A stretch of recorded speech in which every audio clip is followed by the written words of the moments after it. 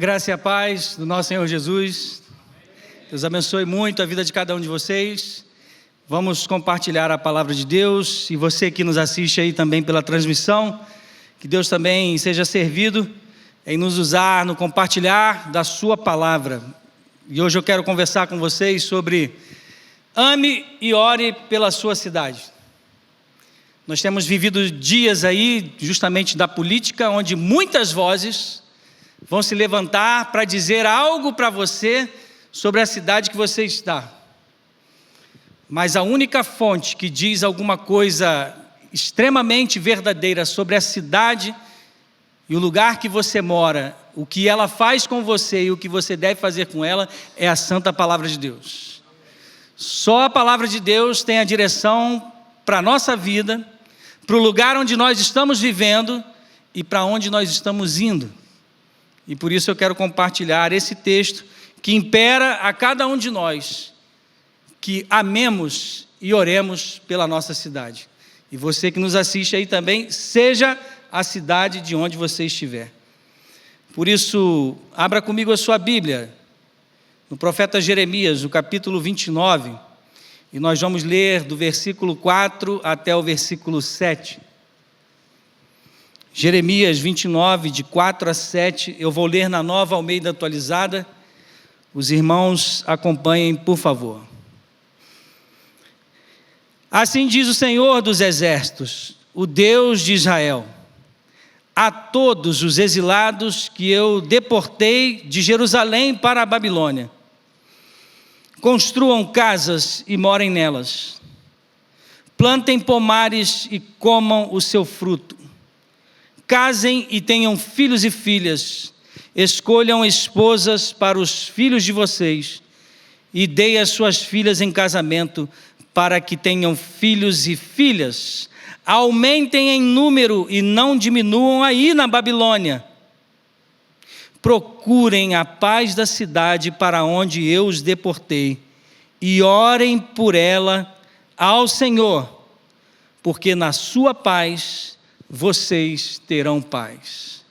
Oremos ao Senhor. Deus, nós te pedimos nessa noite, ilumina o coração do teu povo e que as palavras dos meus lábios e o meditar do coração da tua igreja sejam agradáveis a ti, rocha minha, redentor meu, por Cristo Jesus. Amém.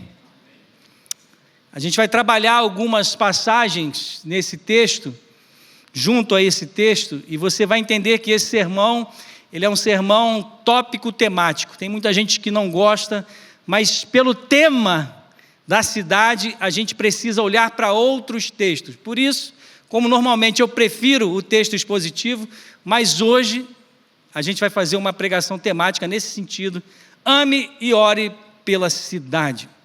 O que a Bíblia tem a dizer da cidade? Por que a gente está trazendo esse assunto hoje?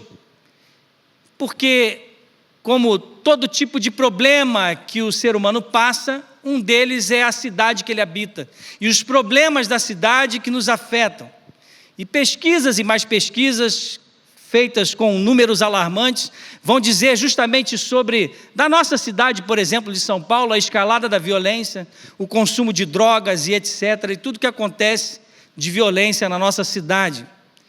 E a pergunta é: por que a cidade se deteriora? Por que a cidade entrou em declínio? E aí muitos vão tentar explicar as razões, e dependendo da linha de pensamento, como por exemplo, os futurólogos vão dizer que a tecnologia amaldiçoou a cidade, e por isso, como as pessoas passaram a trabalhar home office, agora os negócios acabam deixando a cidade, e a cidade ficou meio estranha. E foi possível ver isso mesmo nos grandes centros depois da pandemia. As pessoas agora não precisam mais de proximidade, por isso que a cidade entra numa espécie de declínio. Já alguns vão dizer que o racismo está acabando com a nossa cidade. Outros vão dizer assim, um pouco mais conservadores: não, são as taxações do governo.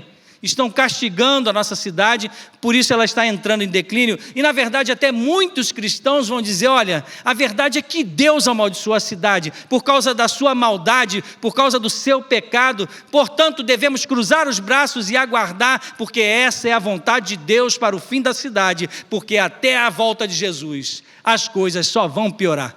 Quem já não escutou isso? Mas o que verdadeiramente a Bíblia diz sobre a cidade? E como sempre, a Bíblia, ela vai muito além dos nossos conceitos pessoais. Sobre a cidade, a Bíblia é muito mais otimista do que nós somos, mas também ela é muito mais pessimista do que qualquer notícia da imprensa. Por quê? Porque a Bíblia, ao mesmo tempo que ela é esperançosa para a cidade, ela é muito mais realista do que os defensores e detratores da cidade pós-moderna, do que esses homens seriam. Seja você um defensor, seja você um detrator, a Bíblia ela vai além do que você pensa. Por isso, em primeiro lugar, vamos olhar para o que a Bíblia nos ensina sobre a cidade, e eu queria olhar com você no texto de Hebreus, capítulo 11, versículo 10. Hebreus, capítulo 11, versículo 10, como primeiro ponto nessa noite. Deus é o criador da cidade.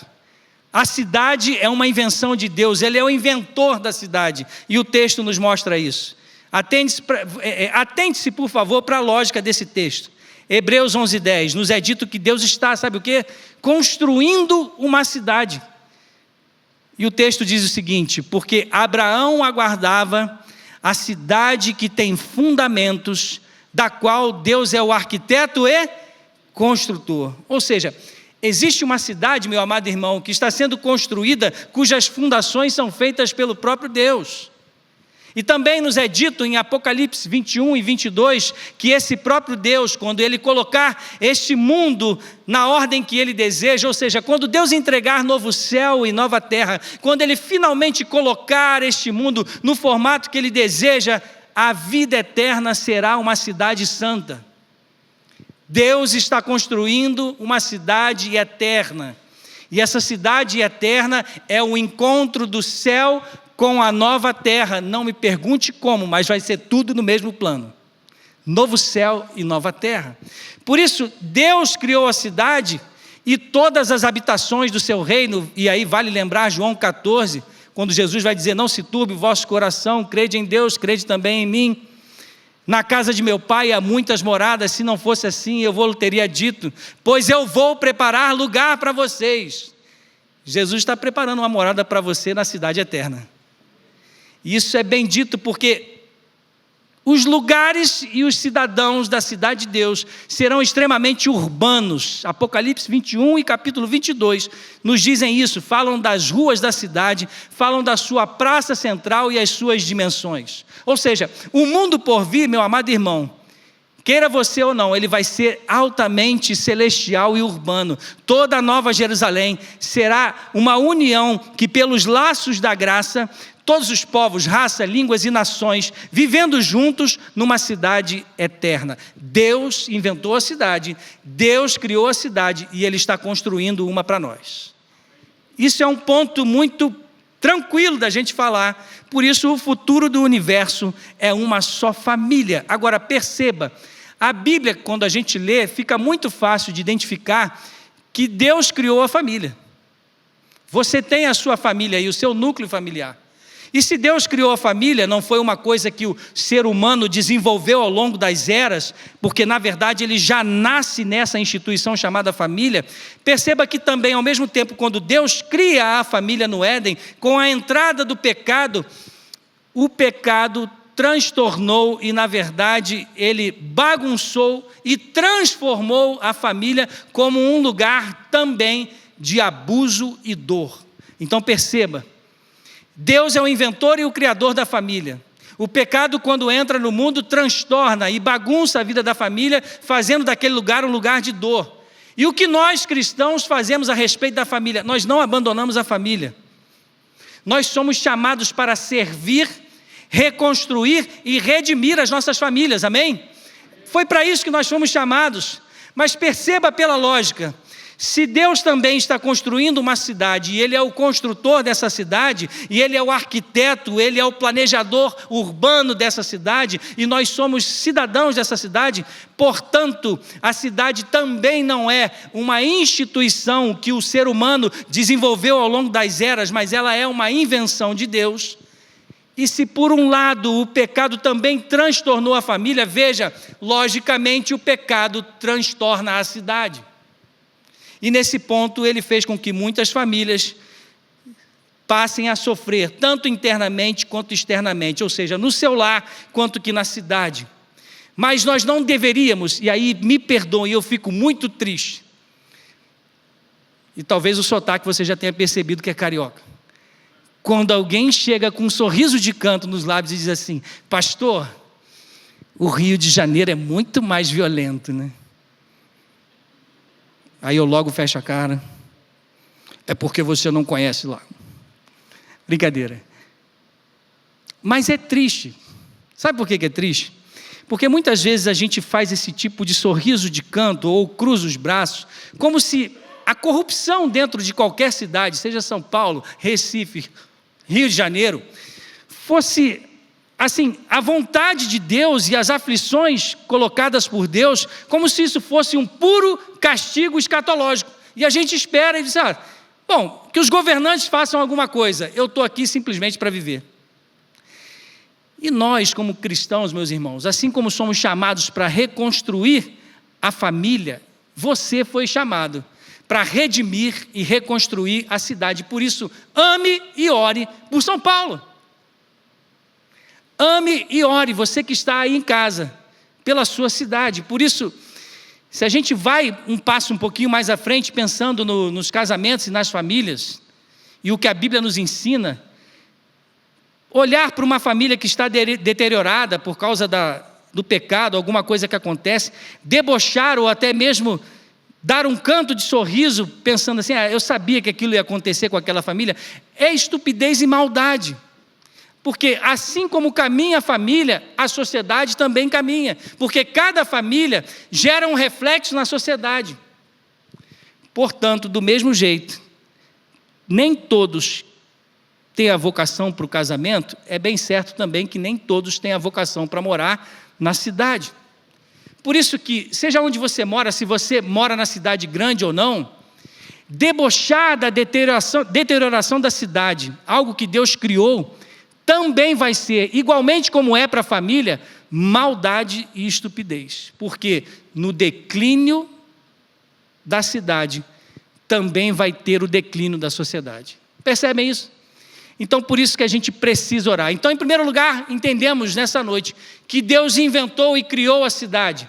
Por causa dessas duas instituições, precisamos orar por ela, evangelizá-la e amá-la. Agora a pergunta é: por que Deus criou a cidade, pastor Vinícius? Por que Ele inventou isso? Como Deus inventou a família, e a família é esse lugar onde você ganha identidade, onde você se conhece de moletom e pantufas, e esse frio está demais, né? Você tem intimidade, as pessoas veem como você é ali que a socialização começa. Então, a sociedade é um reflexo de influência de cada família. Então, por que Deus cria a cidade? Com que propósito? Claro que tem muitos propósitos na cidade, mas eu queria destacar 3 propósitos básicos para você nessa noite, e 3 propósitos que Ele criou para a cidade, na vida do ser humano, mas que também são propósitos feridos e transtornados pelo pecado.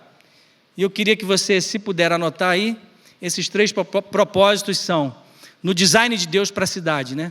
Em primeiro lugar, para liberar o potencial do ser humano. Todo ser humano tem um potencial criativo. E esse potencial criativo, ele é liberado dentro da cidade. Você se torna mais criativo e a gente vai enxergar isso agora. Em segundo lugar, para abrigar aquele que é fraco, o vulnerável. As pessoas em situação de risco e vulnerabilidade social. Deus criou a cidade para essas pessoas também. E em terceiro e último lugar, para impulsionar a busca pela vida espiritual. Ou seja, liberar o potencial humano de criatividade, abrigar o vulnerável e a busca pela vida espiritual. Em primeiro lugar, Olhe comigo para Gênesis 11:4 e você vai entender essa questão do potencial humano.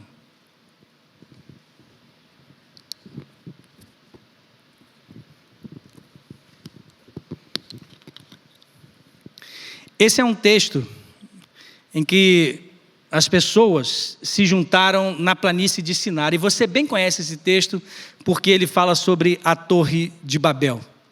E diz assim o versículo 4: então essas pessoas que estavam lá reunidas na planície de Sinar disseram: venham, vamos construir uma cidade, uma torre cujo topo chegue até os céus, e tornemos célebre o nosso nome, para que não sejamos espalhados por toda a terra. Em resumo, esse é um texto que mostra o avançar da tecnologia do ser humano, quando na tecnologia, na ciência, na arquitetura, na engenharia, ele passa a construir tijolos e agora ele se reúne num lugar chamado cidade.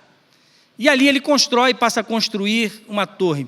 O que esse texto nos mostra? Em primeiro lugar, nos mostra que quando Deus cria a cidade para liberar esse potencial humano, se você olhar para todo o Antigo Testamento, você vai perceber que a partir da saída ou da expulsão de Adão e Eva do Jardim do Éden, e a partir da humanidade que passa a caminhar e ela precisa se juntar para se proteger, Deus coloca no ser humano, desde a sua criação, antes da sua queda, a sua imagem e semelhança. E porque Deus é um Deus criativo, nós temos a sua imagem e semelhança, somos criativos também. É por isso que imediatamente o homem, mesmo debaixo da natureza do pecado, quando ele sai do Jardim do Éden, ele passa a construir uma cidade com a sua criatividade e tecnologia que chega às suas mãos, porque ele é a imagem e semelhança de Deus, porque ele é criativo. E nós temos essa necessidade. Você tem essa necessidade de aprimorar as coisas, de elaborar, desenvolver, de cultivar criação. Nós precisamos ser produtivos. Nós precisamos nos sentir assim, a gente precisa criar. E eu olho para os nossos músicos aqui no louvor de quarta-feira e fico maravilhado, porque eles criam. E foi assim, porque desde o início, ao ler Gênesis, onde estão as maiores forças de criatividade? Nas cidades. Perceba que quando Adão e Eva e a humanidade imediatamente começam a construir cidades, ali é o lugar, por exemplo, na cidade, Gênesis 4, é dito que ali foi composta a primeira música. Os primeiros instrumentos de metalurgia, as primeiras ferramentas, artesanato, é o lugar onde o ser humano começa a avançar. Por quê? No senso comum, porque o ser humano, mesmo em pecado, ele sabe que em reunião como população, ele se torna potencialmente mais criativo. Várias cabeças pensam melhor que uma. E nesse ponto, o ajuntamento de pessoas, você tem não só a criatividade, mas você tem umas ensinando as outras, treinando, relacionamentos são estimulados e até mesmo uma espécie de concorrência saudável e a união com as pessoas para alavancar a criatividade e o crescimento da própria cidade. Pastor, muito interessante isso, mas eu estou achando um pouco filosófico demais e teológico. O que isso tem a ver comigo nos dias de hoje? Não se engane, porque tem tudo a ver comigo e com você. Sabe por quê? Porque nós sentimos que quanto maior é a cidade, mais intensa ela é, e você sente uma pressão para produzir aqui. Eu estou falando algo estranho, quem vive nessa cidade que não para, chamada São Paulo. Eu vim para trabalhar numa sociedade bíblica do Brasil, e eu nunca trabalhei tanto como eu trabalhei nos outros lugares. Mas ao mesmo tempo, não há nada como a cidade que vai impulsionar os seus objetivos. Você vai encontrar aqui o seu potencial. Provavelmente você veio para cá para trabalhar, para estudar, para crescer. E a pergunta é, por que você veio morar em São Paulo? Para desenvolver todo o seu potencial, certamente. Você quer formar uma família, você quer ser profissionalmente bem-sucedido. Isso é digno, ganhar o seu dinheiro. E a cidade vai te empurrar para isso, para você produzir, vai estimular você à excelência. Por quê? Porque Deus criou a cidade justamente como um radar para extrair o máximo de produção do ser humano, mas uma produção que deveria ser para o bem e para a proatividade para a glória de Deus. O problema é que em cada propósito desse que a gente está falando aqui, o primeiro, de liberar o potencial criativo do ser humano, assim como na família, o pecado também transtornou. Observe o versículo 4 aí, quando ele fala assim: venham, vamos construir uma cidade, uma torre, cujo topo chegue até os céus. E o quê? Tornemos célebres o nosso nome. Ou seja, a Bíblia ensina que a cidade tem um lugar especial para liberar o seu potencial criativo, mas, como em Babel, agora, todo potencial é conduzido pelo desejo de autoglorificação. Por causa do pecado, o poder da cidade de criar e liberar esse potencial do ser humano, agora é dirigido pela arrogância do ser humano, que com a tecnologia diz não precisar de Deus. Mas como esse potencial é bagunçado pelo pecado, é transtornado pelo esse desejo de autoglorificação, agora, toda vez que você se coloca como alguém para fazer célebre o seu nome, a cidade vai exaurir todas as suas forças. Todos aqueles que quiserem construir uma carreira para si só, serão exauridos pela cidade. A cidade vai gerar um burnout na sua vida. A cidade vai gerar transtornos em você, se você simplesmente trabalhar para a glória do seu nome. E é bem verdade. Por que a maioria de nós não admite que veio para São Paulo para construir um nome para si mesmo? A Bíblia deixa isso muito claro. E por um lado, você vê as coisas que já me perguntaram, né? Vou compartilhar com vocês rapidamente. Teve uma mudança esses tempos na Sociedade Bíblica do Brasil. E o meu gestor perguntou para mim e para a Michele está aqui hoje: olha, teve uma dança das cadeiras e o Rio de Janeiro vai ficar livre. Vocês querem voltar? O coração acelerou por causa dos pais, a família, a antiga igreja. Mas teve algo que nos atraiu aqui. E um desses algos aí foi o trabalho. Porque São Paulo é essa cidade que tem as coisas maravilhosas que funcionam. Você pega o metrô, chega bem. Eu sei que tem muita coisa ruim. Mas veja, a cidade é esse lugar que ao mesmo tempo você olha e se maravilha com as coisas boas, mas ao mesmo tempo é esse lugar que é estressante, exaustivo. A cidade usa as pessoas, a cidade vai desgastar as pessoas, vai esgotar. Então você pode dizer, olha, que maravilha os pontos positivos da cidade, mas quão terrível ela é. É assim que a Bíblia diz. Então a cidade tem esse poder de gerar criatividade, mas ao mesmo tempo sugar a sua vida à exaustão, por causa do peso do pecado. Em segundo lugar, a cidade, ela serve para abrigar o vulnerável. Foi para isso que Deus criou a cidade.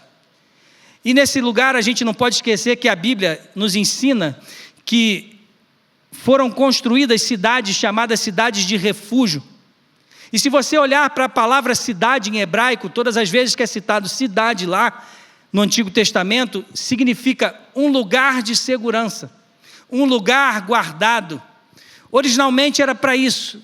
Quando só você olhar para o versículo 4, quando ele diz assim, vamos construir uma cidade para que não sejamos espalhados, é para que eles se tornassem mais seguros, é isso que eles estão falando.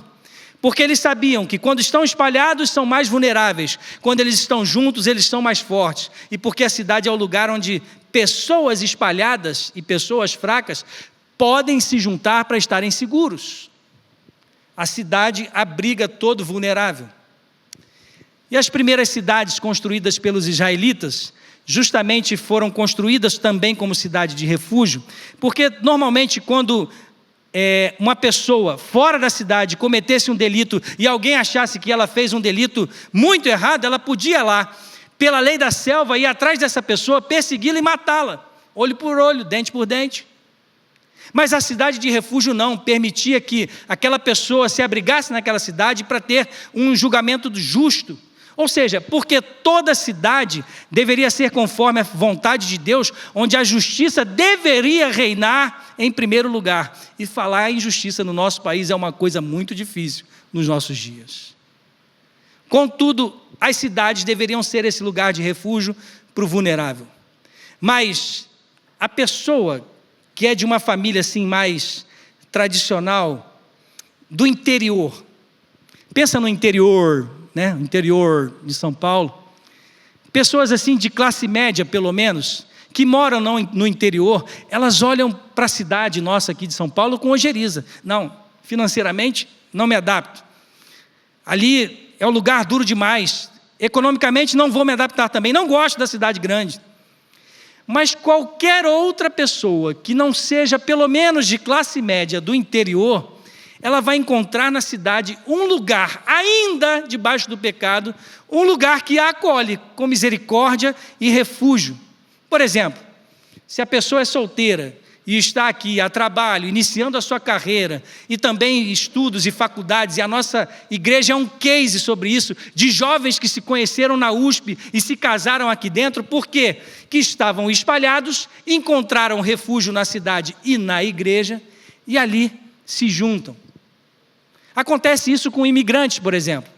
Pessoas que se juntam nas suas dificuldades para, numa nova cultura como a nossa, por exemplo. É por isso que cidades são lugares misericordiosos, porque a pessoa numa nova cultura, quando ela encontra o seu semelhante da antiga cultura, juntos ali eles passam a formar. É por isso que existe em São Paulo as várias colônias de culturas. Você vai no bairro aqui, tem comida japonesa na Liberdade, é isso? Você vai em qualquer outro lugar, no Bexiga, né? É o quê? A gente come pizza italiana à vontade ali. E tudo mais. Então veja, a cidade é esse lugar que tanto para o vulnerável, para o pobre, para o solteiro, para o viúvo, para o órfão, ela deveria ser o lugar de recomeço. E ainda a gente encontra uma luta justamente dessa espécie de já e ainda não, quando há inclusive a manifestação da graça comum de Deus e da misericórdia através da igreja. A cidade deveria ser, mas ela é um lugar de violência. E é um lugar de violência, como a gente tem visto nos últimos dias, mas não é de hoje que a cidade é um lugar de violência. Se você olhar para Gênesis 4, por exemplo, onde uma das primeiras músicas foi composta ali, que tipo de música foi essa? Em Gênesis 4, foi a música do descendente de Caim, chamado Lameque, e foi uma música de guerra, uma war song, foi uma música de guerra, uma das primeiras músicas. Volte aí comigo para Gênesis 4, 23, 24, abra a sua Bíblia comigo.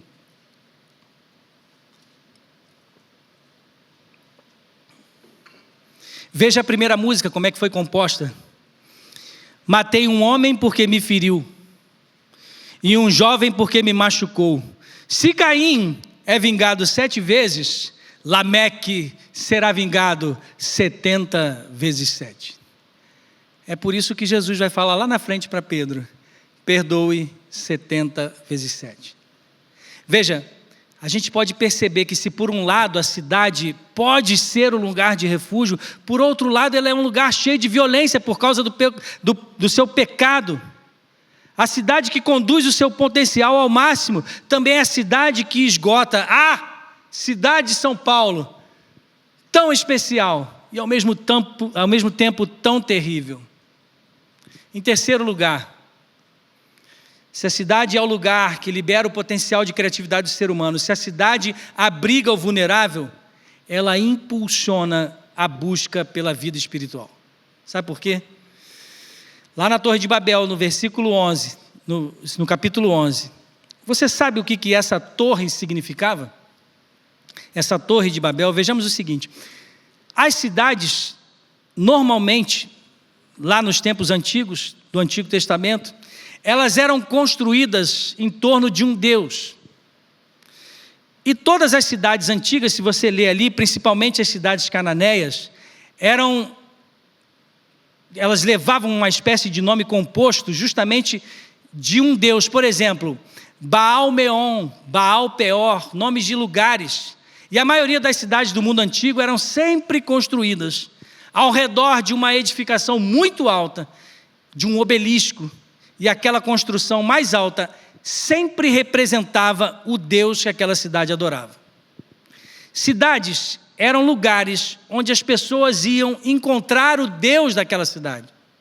Ou seja, cidades são lugares até hoje que não vão deixar você sentar no fundão da sala como um espectador indiferente, pois a cidade sempre vai conduzir a sua alma a se entregar para algo. A nossa cidade está cheia de deuses, E ela nunca vai deixar você passar incólume. Você nunca vai passar batido. Você nunca vai passar indiferente. Cidades sempre vão criar algum tipo de agitação espiritual. As pessoas sempre farão, mesmo sem saber, alguma busca espiritual nas cidades. As cidades são construídas ao redor de um Deus. E principalmente, por exemplo, se você olhar tanto para essa torre, como na Mesopotâmia, essas torres, templos, se chamavam zigurates, e que tinham múltiplas funções, incluindo rituais religiosos e administrativos da cidade. Um famoso zigurate foi construído, por exemplo, ao deus Marduk. E é exatamente o que está acontecendo aqui na Torre de Babel. Eles construíram aquela torre para um deus daquele panteão. E aí você pergunta mais uma vez, legal, pastor, o que isso significa para os nossos dias? Por que atrás dessa coisa teológica que o senhor está explicando aí, mas se bem que a cidade de São Paulo hoje, pastor, se for na Paulista, ela não é religiosa. Na verdade, ela é bem secular. Não se engane, porque os arranha-céus de São Paulo e as suas edificações, e na verdade de todos os prédios do Ocidente, é só você pensar comigo um pouquinho para trás. Há 150 anos atrás, quais eram os edifícios mais altos das cidades no Ocidente? Eram as igrejas. E agora, quais são os prédios mais altos? Quais são os prédios mais altos em São Paulo, por exemplo? Eu digo para você, os templos ao dinheiro e os templos ao poder. E é por isso que são os deuses da nossa era. A cidade foi inventada por Deus, originalmente para que nós pudéssemos encontrá-lo. Mas as cidades, por causa do pecado, estão apresentando agora um leque. Porque as pessoas, por exemplo, quando saem do interior e vêm para cá e recebem dessa agitação espiritual e começam a procurar e olhar, olha, eu preciso de alguma coisa que precisa completar esse vazio no meu coração e eu não sei o que é. E aí elas começam a olhar para as pessoas, começam a olhar para o cardápio de deuses da cidade e esse leque que é oferecido de falsos deuses passam a preencher o seu coração. O poder, a carreira, o diploma, o sexo livre, seja o que for, isso pode se tornar um Deus na cidade de alguém.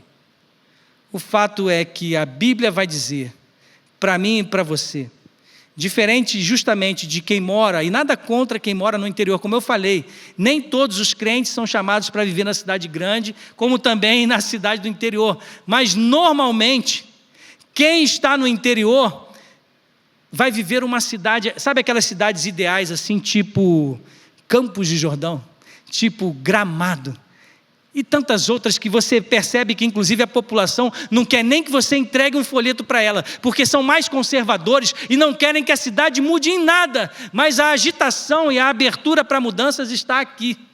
É por isso que Paulo, como missionário, ele deixa as pequenas cidades, as cidades do interior, e como avanço missionário ele vai para as grandes cidades do império, porque ele sabia que se ele ganhasse o coração da cidade, ele ganharia o restante. E nessa ordem missionária, se você prestar atenção, a partir do século III, a maioria dos cidadãos romanos eram todos cristãos ali. Então veja, quando a gente ganha a cidade, a gente muda a história. E aí, pastor, o que eu faço isso? Se a cidade é para liberar o potencial humano, se a cidade é para abrigar o vulnerável, e se nela eu preciso encontrar Deus e eu tenho um encontro com Deus na cidade e não posso adorar a falsos deuses, o que eu faço com isso? Por que Deus me enviou para a cidade? Deus te enviou para a cidade para realizar 4 coisas em nome de Jesus. E a primeira delas é, você precisa amar a cidade que você está. Veja comigo, na história de Jonas, por exemplo, você não precisa abrir aí. Mas quando Deus dá uma ordem para Jonas, para ele ir a Nínive, a grande cidade daquele tempo, a Nova York daqueles dias, perceba que quando ele vai para lá pregar, ele quase que prega com os lábios cerrados. Nínive será subvertido em 40 dias. Morram. Pensou, né? Mas ele vai pregando ali, o que acontece com Jonas? Ele prega como um bom profeta deveria fazer, apesar de ser a pior pregação da Bíblia, mas a que mais converteu gente. Ele prega, mas ele não ama, ele despreza as pessoas. Sabe por quê? Porque ele prega e ele sai da cidade e ele vai para um alto de um lugar e ele paga um pay-per-view para ver a cidade ser destruída. Agora eu vou sentar aqui, vou assistir aquilo que Deus prometeu. Eu estou pagando o preço para esse negócio, eu quero ver. E Deus vai mostrar para ele. Então Deus nocauteia a arrogância do profeta fujão, dizendo assim: Jonas, eu não destruirei Nínive. E Jonas fica muito chateado a ponto de querer morrer, porque ele odiava os imundos ninivitas. Jonatas era xenófobo, era racista, e isso também mostra porque que muitas pessoas não gostam da cidade, porque as pessoas não são iguais a mim. Mas se você está morando num lugar, e eu não sei se tem um monte de gente igual a você, só vou dizer, se você acha que todo mundo é igual a você, você não está numa cidade, você está em qualquer coisa, mas não é uma cidade. Por isso que você precisa amar a cidade, porque a gente não pode, inclusive, se fechar no nosso gueto eclesiástico. Leia Jonas 4,11. Abra aí comigo, por favor, Jonas 4,11, e veja comigo o que Deus fala a respeito da cidade de Nínive. E você não acha que eu deveria ter muito mais compaixão, grifa essa palavra aí, da grande cidade de Nínive, em que há mais de 120 mil pessoas que não sabem distinguir entre a mão direita e a mão esquerda, e também muitos animais. Deus ainda se preocupa com a natureza daquele lugar. A palavra compaixão aqui, meus irmãos, na tradução do hebraico é a mesma palavra para lamentar e chorar. Em outras palavras, Deus está dizendo assim: Jonas, veja por aquilo que eu choro.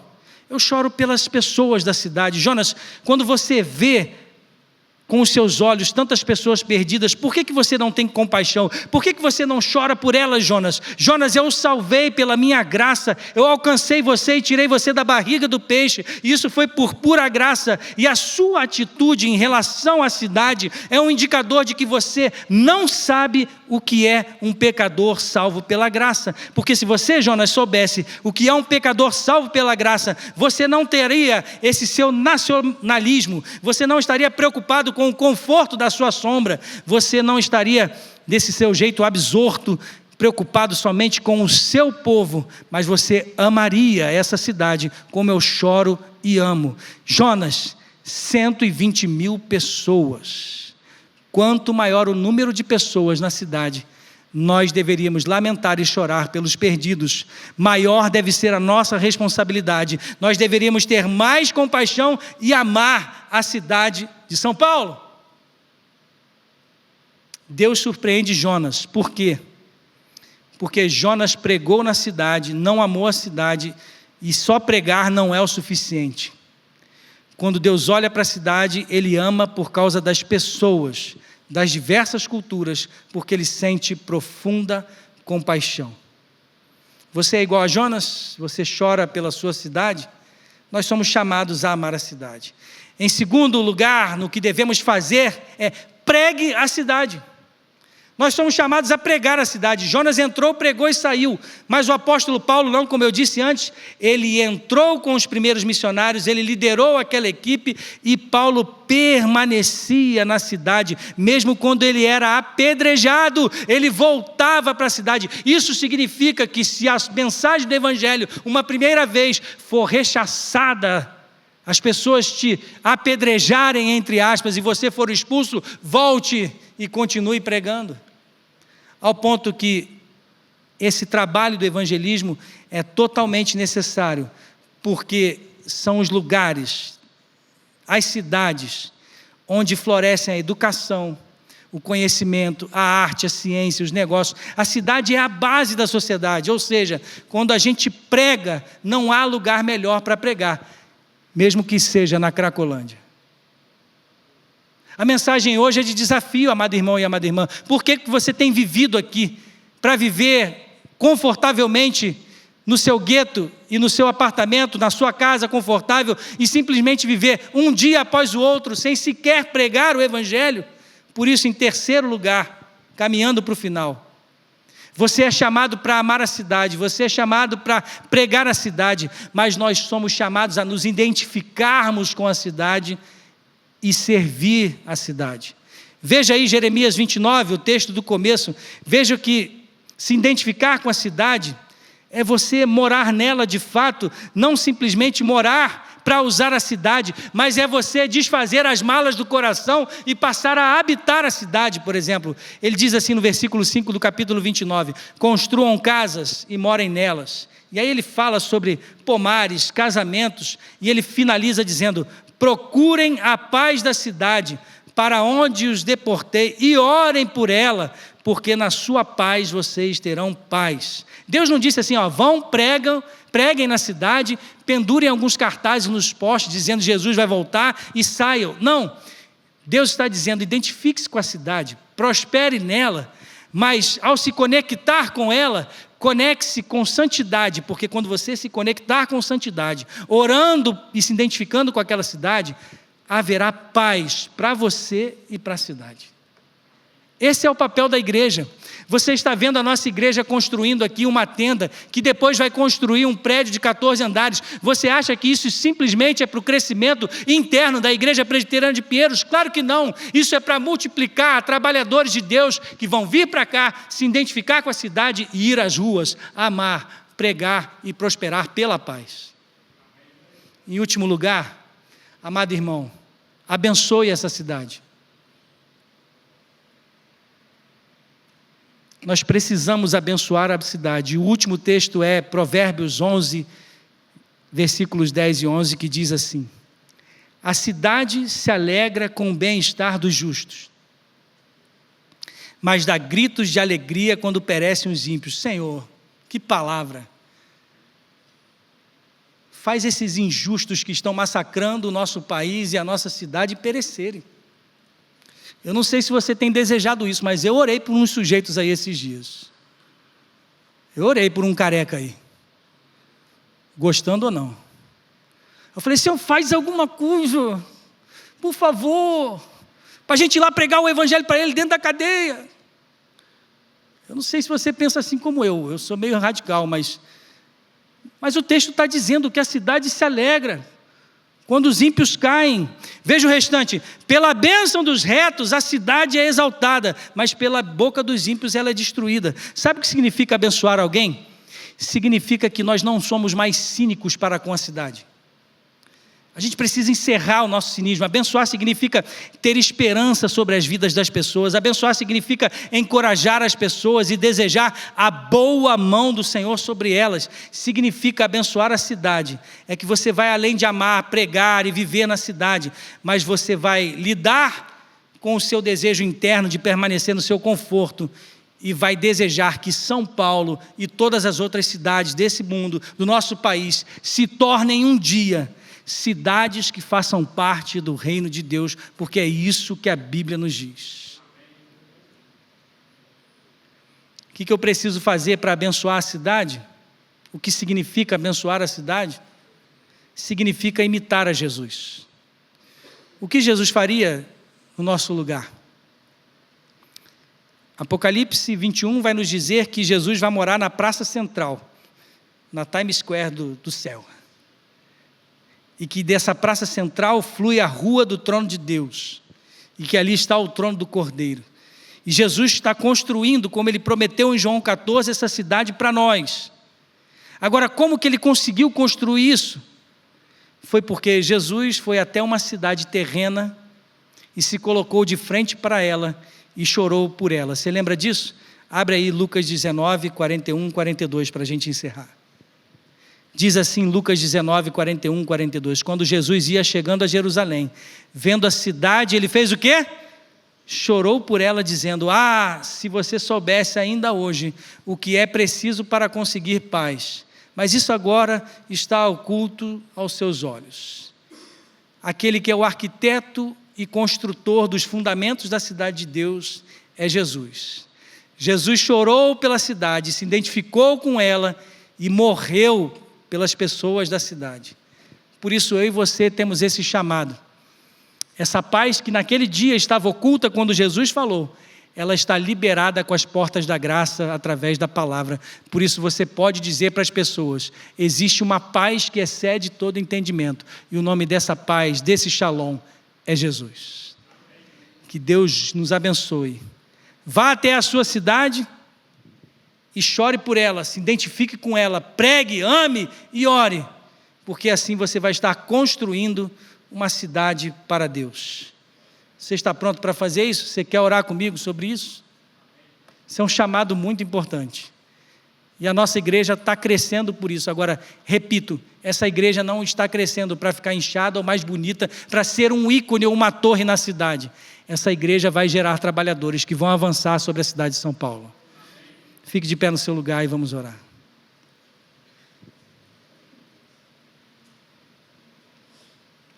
Deus, nós te louvamos nessa noite. Agradecidos porque o Senhor é o dono da nossa cidade. A tua palavra diz que é o Senhor quem tira e coloca reis, institui e depõe autoridades. Por isso nós clamamos não só pela nossa cidade, por todas as cidades do nosso país, e que o teu povo, as tuas igrejas, que genuinamente seguem a tua palavra, sejam sal e luz nas cidades. Por isso abençoa a nossa nação. Essa oração nós fazemos em o nome de Jesus. Amém.